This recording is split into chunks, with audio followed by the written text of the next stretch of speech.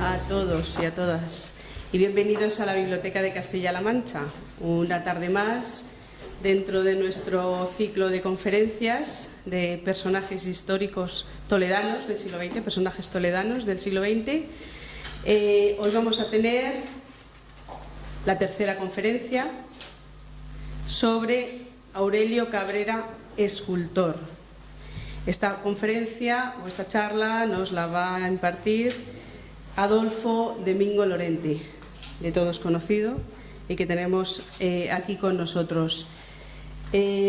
Como sabéis, este ciclo de conferencias está organizado por la Biblioteca de Castilla-La Mancha y por la Asociación de Amigos de la Biblioteca. Y tenemos aquí a nuestro lado también a su presidente, a Jesús Fuentes. Él os quiere también dar la bienvenida a esta tercera conferencia de ciclo y os quiere contar algunas cosas. Venga, cuando quieras. Gracias, Carmen. Buenas tardes a todos. Bienvenidos. Ya saben ustedes, los que han venido más veces, que mi misión siempre es la misma, es animarles a que se hagan socios de la Asociación de Amigos de la Biblioteca.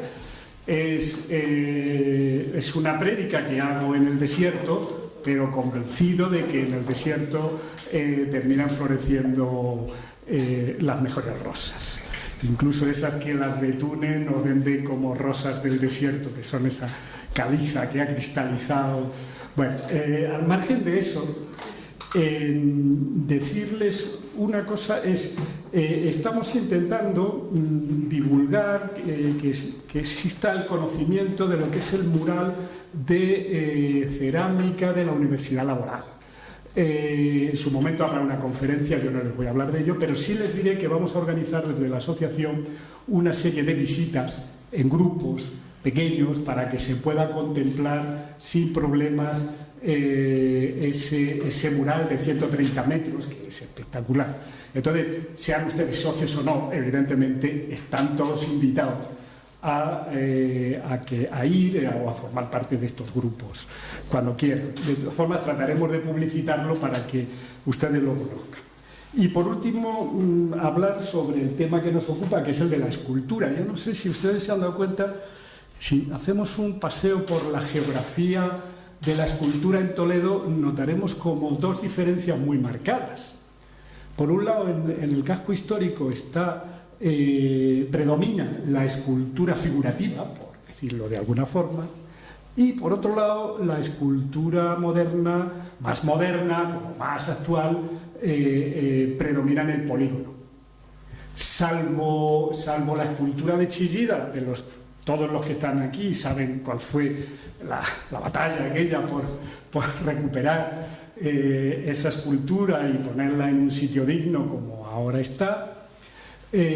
Salvo eso, la de Rojas, que se colocó con motivo del cuarto centenario en el Paseo del Tránsito, un poco forzada, que no es exactamente figurativa, sino que se puso ahí, no sé cómo se puso, pero porque no encaja con la otra que realmente es figurativa. Y luego, por supuesto, que tenemos la de Cristina Iglesias, que también se inauguró con motivo del cuarto centenario del Greco, que evidentemente ustedes saben que, bueno, pues que yo no sé si me gusta o no, es que a mí la escultura moderna no me termina de gustar, es que yo no la entiendo. Bueno, bien, estas cosas que ustedes conocen. Por cierto, la semana pasada inauguró en Londres Cristina Iglesias una igual que la de Toledo. me lo ratifica. Bueno, eso ya nos homologa a Londres. No sé si eso es bueno o es malo. Pero en cualquier caso, para los que tenemos complejos, para los españoles que tenemos un cierto complejo de inferioridad con respecto a lo que hacemos nosotros, bueno, pues aquí hacemos o se hacen cosas que pueden ser homologables en cualquier lugar del mundo. Otra cosa es que nuestros complejos no nos permitan superar esa especie de visión corta que tenemos sobre nuestras propias obras. Pero yo les decía esto de la escultura. ¿Por qué se produce en esa geografía de la escultura esa disociación tan marcada? yo creo que algo pasa, ¿no? Y me da la sensación, y es una reflexión puramente personal, que no pretendo que sea ni siquiera compartida, es que los ciudadanos de Toledo no terminamos de entender eso de la escultura. Entendemos mejor la pintura, nos acercamos mejor a otro tipo de artes, pero sin embargo lo de la escultura no sabemos cómo interpretarla. Bueno, no diré más, simplemente resaltar eso, poner en su idea por qué se produce esa disociación entre lo que hacen los que impulsan o los que deberían impulsar la cultura, que son las instituciones, y lo que ocurre en la realidad. Y luego está la posición de los ciudadanos, que seguramente tendrá algo que ver para que los políticos o los responsables de las instituciones actúen de esa manera. Yo no sé si es que a la gente la escultura moderna no le encaja en un casco histórico, lo cual evidentemente vendría las 2 o 3 pruebas que tenemos o los 2 o 3 vestigios que tenemos demostrarían lo contrario, porque si hay un espacio en estos momentos maravillosos es donde está la escultura de Chillida, entre otros. O sea, que es que, con lo cual se demuestra que no hay pelea ni pugna entre el arte moderno y contemporáneo, la escultura y los centros históricos. Pero bueno, yo no quería nada más que decirle esto, porque esta semana ha sido una semana de escultura, nos habla Adolfo de escultura, ha publicado él mismo un artículo, me parece que fue el domingo, sobre un escultor catalán que estuvo en Toledo, y luego hemos tenido la coincidencia que antes citaba de que Cristina Iglesias inauguraba una escultura copia exacta de la de Toledo. Bueno, mucha escultura para una semana completa en el ámbito de Toledo. En cualquier caso, bueno, seguiremos, seguramente habrá que seguir hablando de esculturas, a ver si en algún momento determinado se consigue ponerla en valor, lo mismo que la cerámica, que parte de eso es por lo que estamos intentando también que ese mural de la Universidad Laboral sea conocido. Así que nada más, muchas gracias por su atención, muchas gracias por venir aquí. Les sigo invitando a las 2 cosas, a que se asocien y a que vengan a ver cuando lo organicemos el mural. Nada más. Muchas gracias, Jesús, por tus sabias palabras, como siempre, y por ponernos un tema para la reflexión. Como mañana es fiesta, pues ya tenemos un tema para la reflexión que nos deja Jesús encima de la mesa. Muchísimas gracias. Yo les voy a hacer una pequeña semblanza de Adolfo, aunque lo conocemos todos de sobra, pero bueno, siempre nos gusta presentar a los conferenciantes, ¿no? Y hacer esa pequeña biografía. Adolfo de Mingo Lorente nació en Madrid en 1979. Como es muy joven, pues podemos decir la edad, porque es jovencísimo. Es licenciado en Historia del Arte por la Universidad Complutense y en Periodismo por la Universidad Carlos III. Es experto universitario también en Periodismo y Comunicación de la Ciencia, la Técnica y el Medio, por la Universidad Carlos III de Madrid también, y experto en Relaciones Institucionales y Protocolo por la UNED.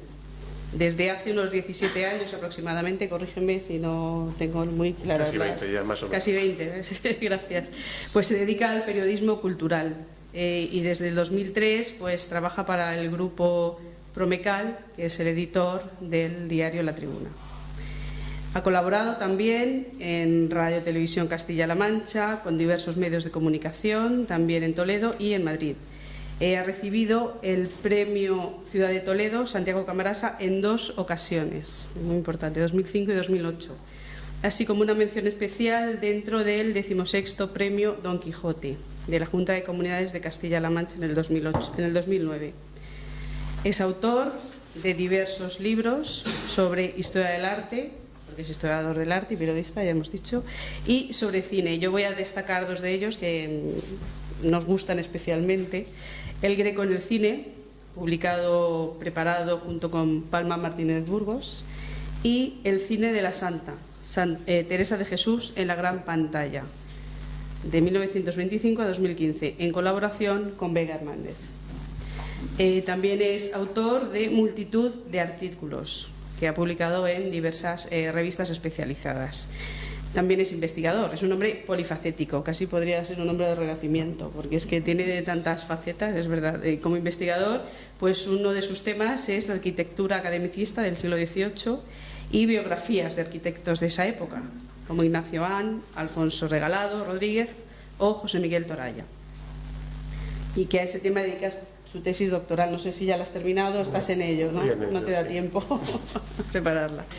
También es un destacado conferenciante, de ello tenemos prueba en esta biblioteca, porque nos aprovechamos de su generosidad y siempre que le llamamos, la verdad que él está dispuesto a ofrecernos ya sus conocimientos, ¿no? y su saber.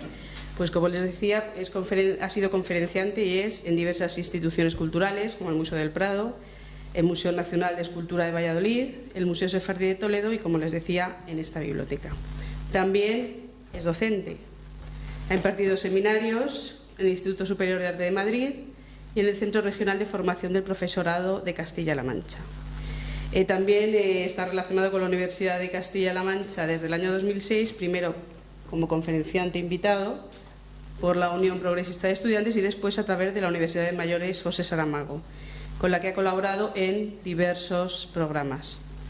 Ha participado también en diversos seminarios, cursos de verano, etcétera, etcétera, en la Facultad de Humanidades de Toledo y en la Escuela de Arquitectura de la Universidad.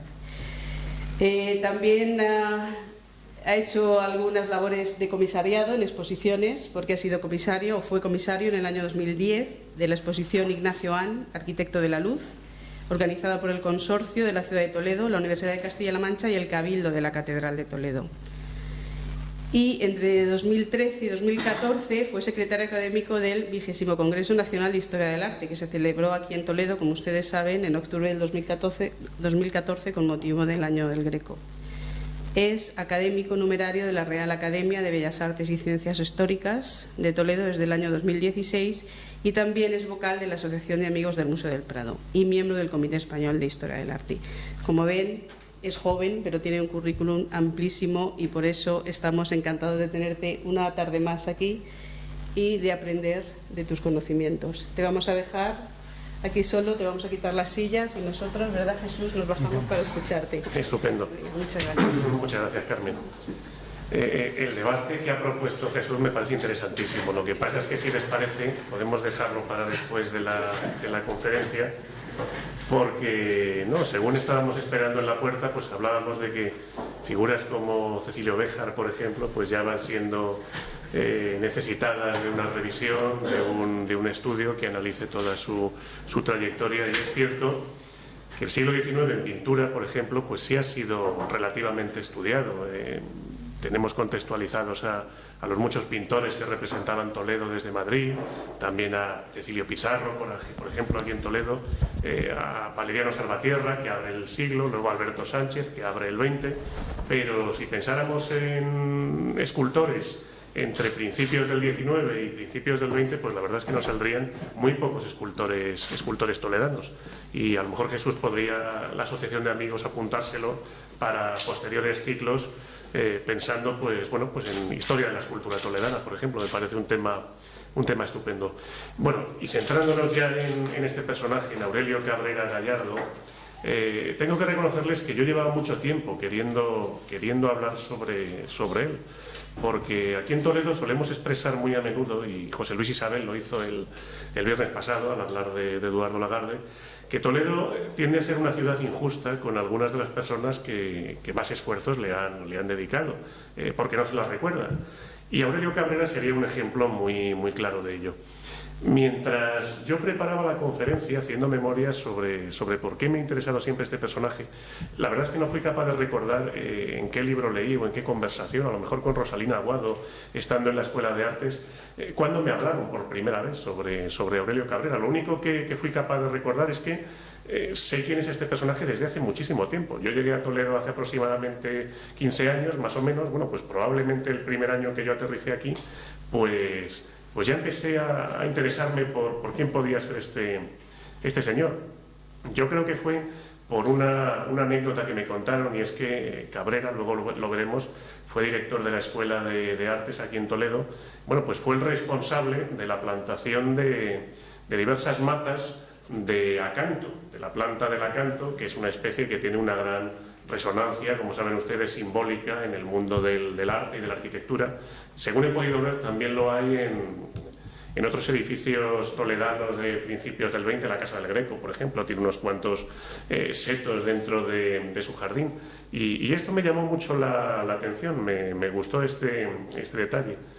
Bueno, la verdad es que nos encontramos ante quien probablemente sea, dejando al margen la figura de Alberto Sánchez, el escultor toledano, no toledano propiamente dicho, porque nació en Extremadura, pero vivió aquí la mitad de su vida, el escultor toledano más importante del primer tercio del siglo XX.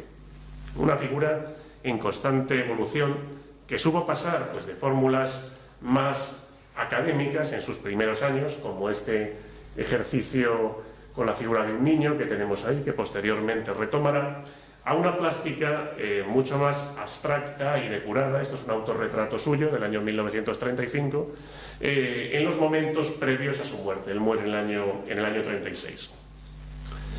Aurelio Cabrera fue director de la Escuela de Artes, lo cual era muchísimo decir a comienzos del siglo XX. La Escuela de Artes era un foco de creación, un foco industrial, un foco de movimiento cultural. Yo creo que podría decir, sin temor a equivocarme, que su director, junto con el alcalde, el gobernador civil y 3 o 4 autoridades más, pues era uno de los personajes más importantes de Toledo. Por si eso fuera poco, Aurelio Cabrera fue además un impresionante divulgador cultural. Fue lingüista aficionado, arqueólogo, restaurador. Imagino que conocen esta fotografía de Cabrera en la calle de las Bulas. Él era ya un hombre mayor. Conforme vaya aumentando su edad, pues podemos decir que su barba fue creciendo también. Él restaura allí este arco de origen musulmán, y en cuya escalera representó un bajorrelieve de temática cervantina, luego lo veremos, mucho más desconocido, que ha sido restaurado hace escasos años por el consorcio. Cabrera vive en Toledo nada menos que 30 años. Bien es cierto que con la mirada constantemente vuelta hacia su Extremadura natal, pero es que 30 años son muchos y sin duda lo suficientes como para que esta ciudad le hubiese brindado, pues no digo que le hubiera dedicado una calle o le hubiera instalado una placa, pero no sé, algún mínimo reconocimiento, sobre todo en comparación a todos los que ha disfrutado en su Almendralejo, en su Alburquerque natal, como este monumento que tenemos allí y que está instalado en este municipio. El principal biógrafo de Cabrera, que es un profesor de Historia del Arte de la Universidad de Extremadura llamado Moisés Bazán de la Huerta, él configura un estudio bastante completo a comienzos de los años 90. Lo que pasa es que es un estudio hecho muy desde Extremadura, y él reconocía la dificultad que planteaba interpretar a este personaje que recorrió tantos sitios y que dejó obra en tantos sitios, bueno, pues de una forma integral. Tengan en cuenta que en Almendralejo él dona parte de su colección para un museo de Bellas Artes y Arqueología. También hay muchísima obra suya en el Museo de Badajoz, que es donde podríamos decir que permanece reunida, no sé si la mayor colección, pero por lo menos la obra más importante. También tuvo presencia en Toledo, donde, como digo, vivió 30 años, perteneció a instituciones como la Escuela de Artes, como la Real Academia de Bellas Artes y Ciencias Históricas, y también tenemos a un Cabrera en Madrid, que es donde se formó y donde vivió la primera mitad de su vida. Este estudioso, Moisés Bazán de la Huerta, señalaba incluso que desde Extremadura tienen la noción de que se habla de Aurelio Cabrera como si fuera un escultor local de Toledo, y no como un escultor extremeño, pero él dice, y en eso le doy la razón, que es desconcertante la poca obra suya que se ha conservado aquí en Toledo. Eso a él le llama mucho la atención, tanto cuando vivía en la calle de las Bulas, recuerden esa foto que les he proyectado, y después cuando se instala, ya en 1930 me parece, en la plaza de Valdecaleros. Bueno, esta sería la biografía que les comento. Ahí tendrían ese autorretrato del año 35, lo que pasa es que yo antes se lo he proyectado de manera frontal, que creo que es una manifestación mucho más abstracta. Bueno, luego hablaremos un poco de él. Moisés Bazán publica una biografía sobre él a comienzos de los años 90 y que le edita la Diputación de Badajoz dentro de una colección llamada Biografías Extremeñas. Bien, Aurelio Ángel Cabrera Gallardo, él utilizó el Ángel únicamente en sus primeros años. A su llegada a Toledo ya renuncia a su segundo nombre y va a firmar solamente como Aurelio. nace el 16 de enero de 1870 en la villa de Alburquerque, en Badajoz. Este municipio, como les decía, ha guardado un gran recuerdo de él, y la verdad es que no es para menos, ya que además de ser el gran escultor local, Cabrera fue también el artífice de la instalación de una biblioteca municipal, un museo de arqueología y bellas artes, una escuela de artes. Creó un comité para la investigación, difusión y promoción turística de la villa, en fin, todo con un concepto bastante moderno. Piensen ustedes lo que era bueno, pues una esquinita de Extremadura en los años 10 y los años 20. Bueno, pues él creó todo eso a lo largo de su vida. Fue el menor de 3 hermanos, nacidos en una familia humilde. Su padre tenía un pequeño taller de carpintería. Fue también un pintor bastante notable. Estos 2 retratos de sus padres son suyos. Tenía un hermano, de los 3 hermanos, un hermano mayor que él, también era escultor, Remigio Cabrera. Creo, aunque no tengo la confirmación, que es el personaje que aparece a la izquierda. El del centro sería su padre. Y le podemos comparar con ese retrato. Él, tras realizar el servicio militar, gracias a una ayuda del Ayuntamiento de Alburquerque, comienza sus estudios artísticos en la Escuela Municipal de Dibujo y Pintura de Badajoz. Y es ahí cuando, desde un primer momento, desde una etapa muy temprana de su formación, se va a manifestar como un artista con un espléndido talento. No solamente un gran escultor, sino un espectacular dibujante. Él expone por primera vez en 1892 en la Exposición Regional Extremeña, un conjunto de dibujos a lápiz, precisamente. A modo de ejemplo, aquí tienen un autorretrato que él se hace de sí mismo de perfil en el año 32, y bueno, a Unamuno imagino que no hace falta que se le presente. En 1894, cuando él tenía 24 años de edad, el Ayuntamiento de Badajoz, consciente de esas especiales dotes artísticas, le va a nombrar alumno auxiliar retribuido, pero no ya para la escuela municipal, sino nada menos que para la Escuela de Artes y Oficios de Badajoz. Allí permanece hasta el curso 1896-97. Se organiza una exposición de obras de talla y ebanistería, que él también controlaba, y allí va a aparecer, se va a cruzar en su vida un personaje fundamental, que es Francisco Fernández Marquesta, el tercer conde de la Torre del Fresno. Este aristócrata, de quien él hará este busto posteriormente, en 1899, bueno, se conserva en el Museo de Badajoz, y pueden apreciar bueno, pues sus dotes para la representación del natural, la labor de trépano para crear esos juegos de luces y sombra en las barbas. Se parece, nos puede recordar un poco al busto del doctor Moraleda y Esteban, que se conserva en el Museo de la Real Academia, y que comparte también estas características. Bien, el caso es que el conde de la Torre del Fresno le va a pensionar para continuar sus estudios en la Escuela Especial de Pintura, Escultura y Grabado de Madrid. Moisés Bazán ha podido conocer el currículum que él tuvo allí, el aprovechamiento de las asignaturas, y la verdad es que obtuvo pues 11 diplomas de mérito en primera clase, 4 en segunda, ganó numerosos premios, premio de las clases de Teoría e Historia de las Bellas Artes, etcétera, etcétera. En fin, nos vamos a encontrar con un joven escultor con un talento muy grande y también bueno, pues con una capacidad académica fuera de lo común. Desde el año 1899 vamos a encontrarle, al igual que otros artistas de su época, compitiendo en certámenes como las Exposiciones Nacionales de Bellas Artes. Por ejemplo, ese mismo año consigue obtener una tercera medalla en escultura con la obra Fecial.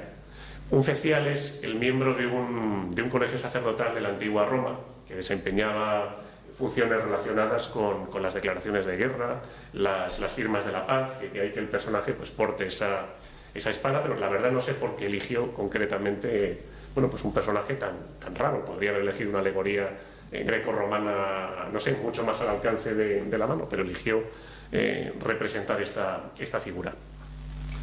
Ese mismo año, en 1899, Cabrera optó a una de las 2 plazas convocadas para escultores para acudir a Roma por parte de la Real Academia de San Fernando. Eran 2 plazas para 17 aspirantes.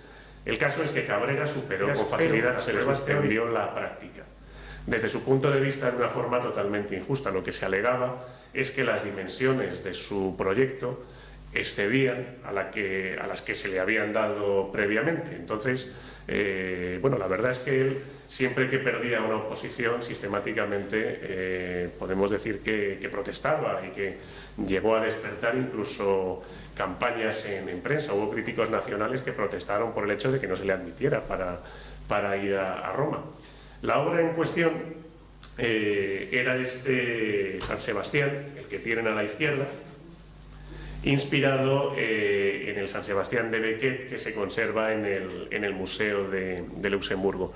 2 años después lo presentaría nuevamente a otra de estas exposiciones nacionales y bueno, ahí la verdad es que tuvo bastante éxito. Obtuvo otra tercera medalla por esta pieza. Ese mismo año, lo que pasa es que no se la ha traído, presentó una obra suya bastante conocida llamada Prometeo moderno, en donde bueno, podemos apreciar un personaje desnudo como este caso, pues también retorciendo el cuerpo con el águila que, conforme al mito, le está devorando las entrañas. Lo que pasa es que ha sido un error, pensaba traérselo y no ha podido ser. Bueno, durante los años iniciales del siglo XX, y frustrado ya ese intento de ir a Roma, Cabrera va a compaginar las clases en Madrid como profesor, primero en el Centro Gallego y luego en el Centro Extremeño de Madrid. Paralelamente va a ir realizando nuevas obras. Por ejemplo, en 1903 tuvo una especial intensidad creativa. Obtuvo una primera medalla en la exposición bienal del Círculo de Bellas Artes de Madrid con una pieza que yo no he conseguido conocer, titulada Un sobrinito del señor cura. Obtuvo también, casi por unanimidad, el primer premio de la Junta Central del Monumento a los Soldados y Marinos Muertos en Cuba y Filipinas. Posteriormente veremos algunos de estos proyectos monumentales. Desde mi punto de vista fue su faceta menos interesante, pero como saben, a comienzos del siglo XX, bueno, pues eran piezas bastante requeridas, ¿no? Concretamente, para este monumento a los soldados y marinos muertos en Cuba y Filipinas, él compitió con algunos de los mejores escultores del momento, como por ejemplo Aniceto Marinas, el creador de la figura de Cascorro y también del antiguo monumento al Sagrado Corazón de Jesús del Cerro de los Ángeles, o Agustín Querol. En 1903 también se proclama ganador del concurso para la remodelación interior del Salón de Actos de la Diputación de Lugo. Aquí tenemos otra obra suya, de 1903, conservada en el Museo de Badajoz. Se titula Meditación. Lo que pasa es que este biógrafo suyo, Moisés Bazán, plantea, basándose en fotografías suyas de cuando tenía aproximadamente esta edad, en que pudiera tratarse de un temprano autorretrato. Bueno, temprano relativamente, porque él tendría ya unos 33 años de edad aproximadamente. También en 1903, por haber obtenido reconocimientos en las exposiciones nacionales, el Ayuntamiento de Badajoz va a acordar la instalación de una placa con su nombre en el Salón de la Escuela Municipal de Artes y Oficios. Badajoz y Alburquerque le van a reconocer desde muy tempranamente. Lo que pasa es que hay algo raro, porque los homenajes que le brindan en los primeros años del siglo XX luego se los van a repetir en los años 20 y alguno incluso en los años 30. Es como si no se hubieran oficializado en su momento y se hubieran visto forzados a repetirlos luego. En cualquier caso, él los agradecía siempre. Ya instalado aquí en Toledo por carta, su correspondencia está llena de agradecimientos a estos galardones cuando venían de su tierra natal. No les pongo todos los proyectos que hizo durante estos años antes de llegar a Toledo, pero bueno, en 1904, por ejemplo, él va a ganar la medalla de la primera exposición regional del Ateneo de Badajoz por un monumento a Cervantes, realizado en colaboración con el arquitecto Joaquín Saldaña, el responsable de la construcción del antiguo Palacio de las Islas, aquí en Toledo. No llegaría a construirse, pero bueno, aquí tienen el diseño, como pueden apreciar, en fin, bastante convencional desde mi punto de vista. De 1905 es este relieve cervantino, a mí me gusta más, por el que obtuvo la medalla de la segunda exposición regional del Ateneo de Badajoz, y que es una pieza que va a repetir al año siguiente, en 1906, cuando llega a Toledo. De la vivienda suya en la calle de las Bulas conocemos esa fotografía cuando él es ya mayor, cuando ha restaurado el arco, pero es que en el interior del patio de esa casa, en la embocadura de la escalera, bueno, pues vamos a tener esta placa que el consorcio identificó, fotografió, no sé si llegó a restaurarla, pero bueno, en todo caso podemos apreciar ese rostro de perfil de Don Quijote, con Sancho a su espalda, se identifica un poquito menos, pero bueno, ahí lo dejó instalado. Como digo, mucho menos conocido que esa fotografía en la puerta de la casa. Bueno, hasta ahora Cabrera ha vivido en Madrid, ha simultaneado las clases con la creación, también con las oposiciones para auxiliar y para numerario. Se presentó a las escuelas de artes de Zaragoza, Almería, Cádiz y Madrid, y como digo, protestaba cuando se le rechazaba en las oposiciones. Finalmente consigue sacar la plaza para la Escuela de Toledo en el año 1906, concretamente como profesor de talla y carpintería artística.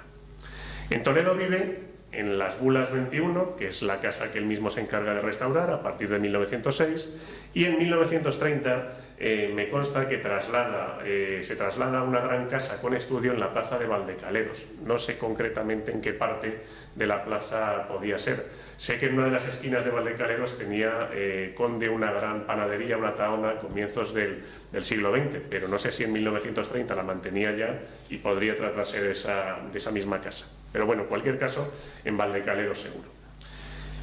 Parece haberse involucrado desde muy tempranamente en la vida cultural toledana, porque en 1907, solo un año después de llegar, ya está representando a uno de esos grandes eruditos toledanos, como es el doctor Moraleda y Esteban, en el busto que conserva la Real Academia de Bellas Artes y Ciencias Históricas, que aunque no se crearía hasta 1916, hasta una década después, el busto que está fechado es de 1907. Bueno, se lo he traído para quienes no conozcan la colección de la Real Academia, el retrato de Moraleda y Esteban que hizo Rafael Ramírez de Arellano, para que comparen un poco las fisonomías. Aunque la foto sea malísima, se puede apreciar el cáliz con la serpiente de Esculapio, aludiendo a la profesión como médico que tenía el doctor Moraleda y Esteban.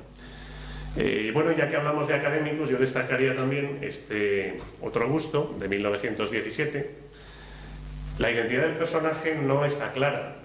Moisés Bazán planteaba que podría ser Rafael Ramírez de Arellano, pero a mí me resulta más semejante a Vicente Cutando. Si comparamos un poco, teniendo en cuenta que ahí la cabeza está apuntando más hacia arriba y aquí es más paralela a nosotros, pero bueno, yo creo que la fisonomía de la barba, la calva, los ojos, la nariz incluso, se me asemeja más a Cutanda. Lo que pasa es que ese pedestal, aunque ustedes no lo identifiquen bien, está formado como por conchas, mariposas, elementos, puntas de cuarzo, como elementos relacionados con las ciencias naturales. No conozco fotografías de Ismael del Pan o de otras figuras relacionadas con las ciencias en aquel momento, pero bueno, a lo mejor podría ser, ¿por qué no?, alguna de ellas. Como digo, el principal biógrafo de Aurelio Cabrera lo tiene sin identificar claramente. Bueno, habíamos dejado a Cabrera ingresando aquí en Toledo en la Escuela de Artes en 1906. Su consolidación allí va a ser bastante rápida. 2 años después de su llegada, se convierte en secretario, primero interinamente y luego con carácter definitivo. En 1911 renunciaría al cargo al consolidar plaza y convertirse en profesor de término. Ese mismo año va a ingresar como correspondiente en la Real Academia de la Historia. Aparte de ser un magnífico artista, él había demostrado ya un gran interés por la arqueología. Me da la impresión de que él se consideraba discípulo de José Ramón Mélida, porque luego le va a representar en el año 29 dentro de una serie de representaciones de extremeños ilustres. Yo creo que Mélida no era extremeño, pero bueno, lo incluye dentro de ese conjunto de personajes importantes para Extremadura. En 1911 él ya había desarrollado varios proyectos interesándose por el pasado. En 1913 va a emprender campañas arqueológicas casi sistemáticas, podríamos decir, en Alburquerque, y en 1914 sería nombrado por el Estado comisario de excavaciones. En 1916 se va a convertir en miembro fundador de la Real Academia Toledana. 2 años después, la Real Academia de San Fernando le elegiría como miembro de la Real Toledana para formar parte de la Comisión Provincial de Monumentos de Toledo. Su vinculación con la Real Academia va a ser muy estrecha inicialmente, pero muy breve para el tiempo que estuvo aquí en Toledo, porque solo duró 7 años y se dio de baja a comienzos de octubre de 1923. Yo no sabría precisar concretamente el motivo por el que se marchó, supongo que por discusión con alguno de sus miembros. Sin embargo, sí que le da tiempo a recibir el encargo, y me parece interesante, aunque artísticamente no me convenza, el encargo el 6 de febrero de 1990 para realizar un monumento a los toledanos ilustres.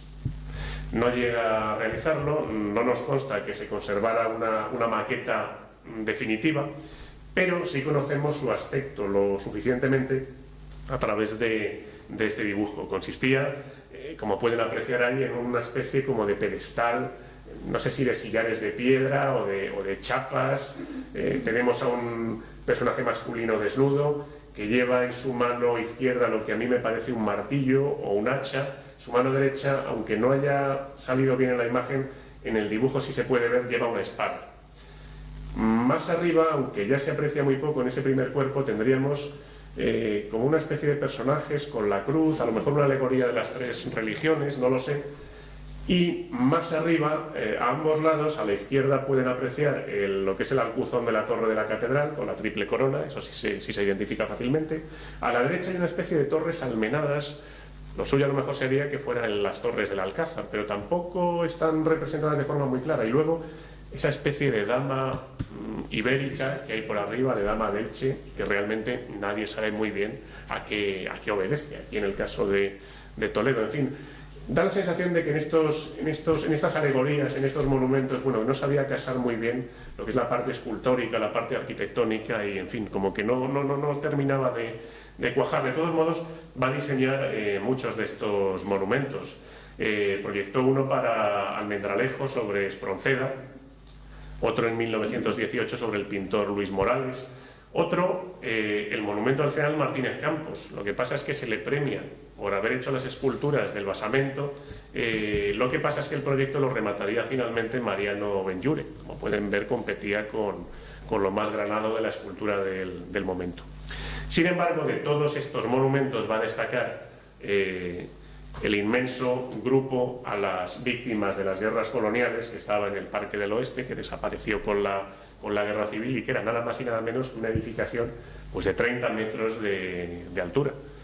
Cabrera va a realizar para este grupo, en el que participaron varios escultores. Dudo ahora si en el grupo de 4 figuras del basamento o las que hay entre los frontones del grupo arquitectónico, pero el caso es que va a diseñar cuatro esculturas: las de Núñez de Balboa, Magallanes, Villamil y Vara del Rey. De vuelta a su actividad en la Escuela de Artes, el 16 de diciembre de 1920, cuando queda vacante la plaza de director por la jubilación de Vicente Cutanda, Cabrera va a ser propuesto de manera unánime por sus compañeros para suceder a Cutanda en el cargo. El nombramiento fue confirmado por Real Orden del Ministerio de Instrucción Pública el 22 de enero de 1921. Él va a desempeñar el cargo hasta el curso 1929-1930, coincidiendo con un hecho triste para él, como fue la muerte de su mujer. Realmente tampoco sabemos por qué abandona, por qué pide la dimisión como director de la escuela. El caso es que mientras permaneció al frente de la misma, él va a inventariar bienes y materiales, renueva el plan de estudios y podemos decir que da un gran impulso a la institución. Bajo su mandato, por ejemplo, fueron ampliadas las instalaciones hacia la zona del antiguo convento de Santa Ana.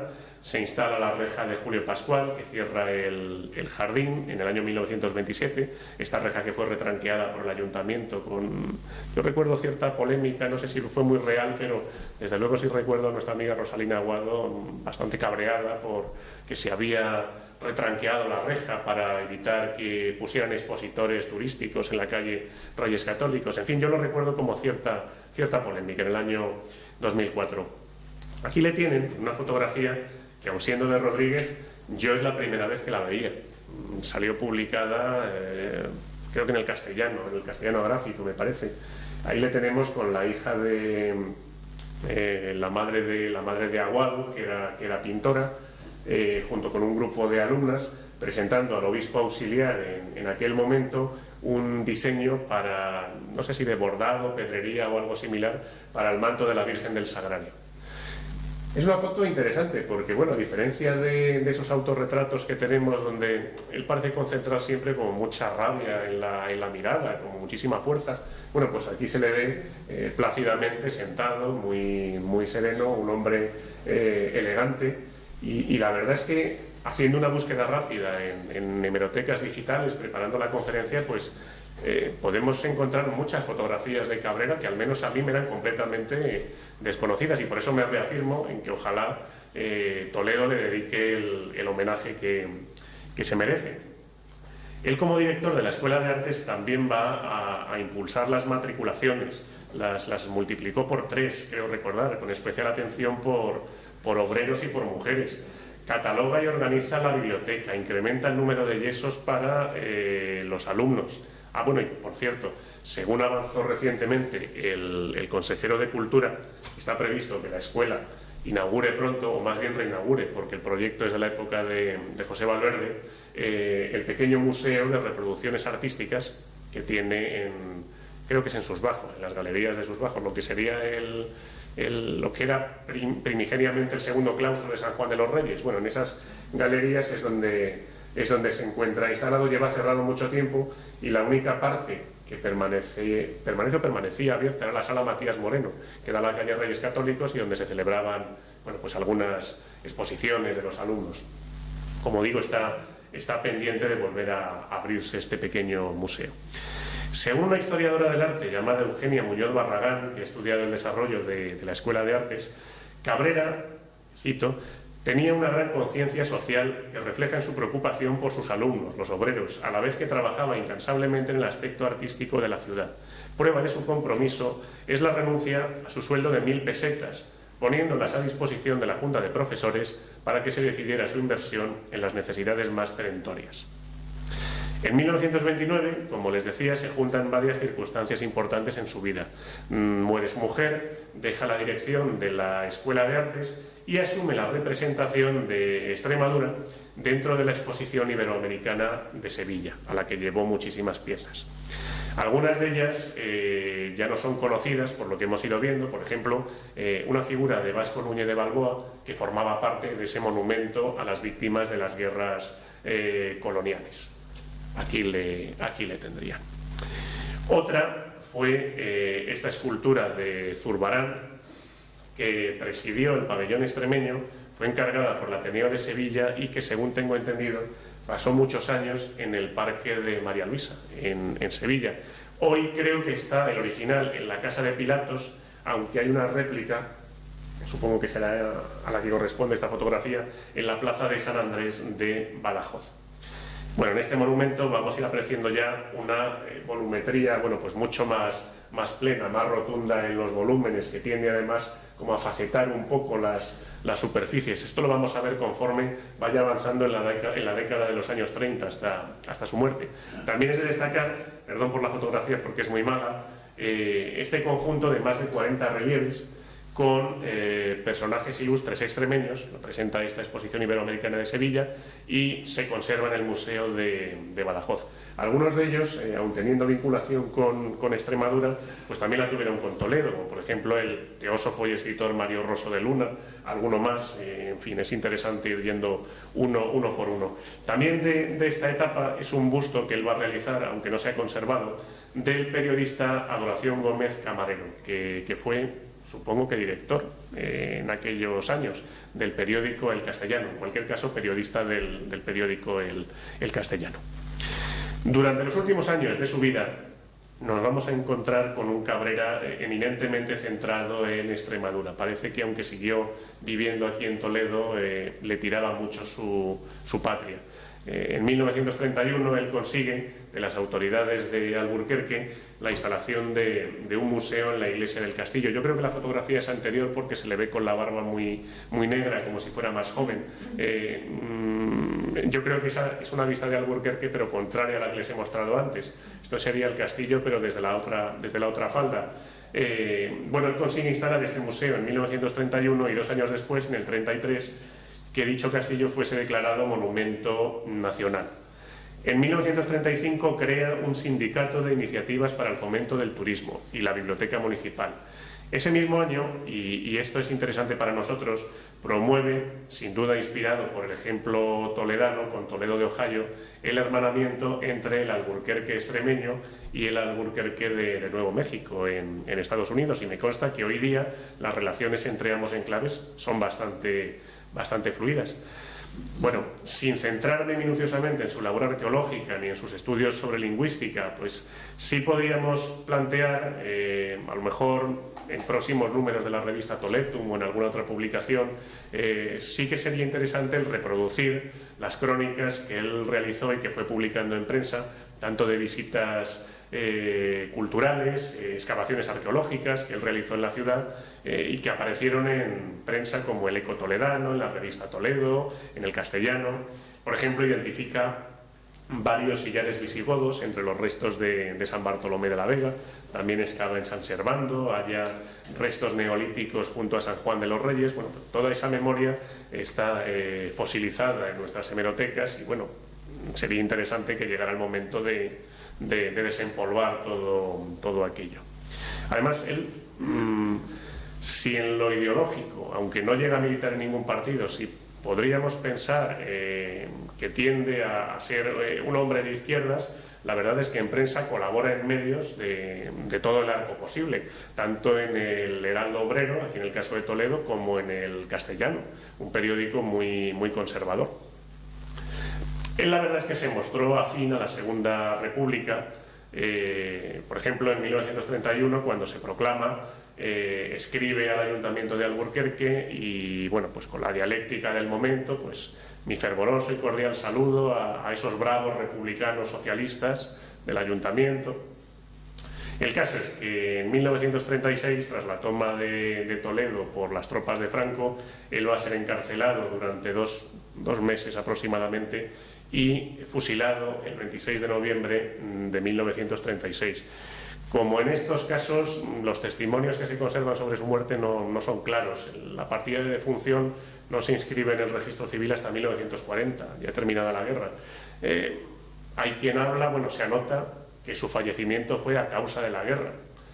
Hay quien ha hablado de una causa por pertenecer a la masonería, hay quien ha hablado de un primer intento de fusilamiento que no sale porque un personaje de la ciudad intercede para que le salven, pero el caso es que el 26 de noviembre va a morir fusilado, supongo que en las tapias del cementerio municipal, a los 66 años de edad. Allí descansan sus restos. Dejó un hijo, Julio Cabrera Bayón Irisarri, que también sale escultor. Esto no es del hijo, es del padre, de Cabrera. Se la he traído para que vayan viendo cómo esa evolución que yo les decía en facetar mucho los volúmenes, en este caso no se ve tan claro, pero si vemos ese autorretrato del año 35 podemos ver cómo el rostro parece salir directamente del bloque, pero sin abandonar el bloque todavía. En fin, se vuelve un escultor, desde mi punto de vista, bastante moderno en su evolución, aunque todavía vinculado al realismo en la expresión del personaje. Este sería un perfil de ese autorretrato, no aparece el bloque que estaría justo en la esquina inferior izquierda, pero bueno, pueden ver la potencia, la maestría en la labra de esa pieza. Se lo comparo con ese autorretrato con ese retrato de Rafael Ramírez de Arellano. Moisés Bazán lo da como autorretrato. Habría que verlo en profundidad y ver si se asemeja al resto de la serie de académicos que pinta Rafael Ramírez de Arellano. En cualquier caso, se conserva en la colección de sus descendientes en Madrid. Y bueno, parece ser que cuando él se enfada con los académicos en 1923 y abandona la academia, se lo lleva. Y aquí tendríamos la réplica que dibuja ya en nuestros días Fernando Dorado y que se conserva en el Salón de Plenos de la Real Academia. Y ya para terminar, únicamente me queda añadir que en el año 2020, prácticamente a la vuelta de la esquina dentro de 2 años, va a ser el 150 aniversario de su nacimiento, y que si no una gran exposición o una pequeña exposición, yo creo que sí habría tiempo suficiente para pensarlo, pues tal vez sí que se podría organizar un ciclo de conferencias, un acto conjunto, ya veríamos cuál, entre la Real Academia de Toledo y también la Escuela de Arte Extremeña, Centro de Estudios Extremeños, Ayuntamiento de Alburquerque o Museo de Badajoz. Sería bastante interesante y por mi parte nada más. Muchísimas gracias.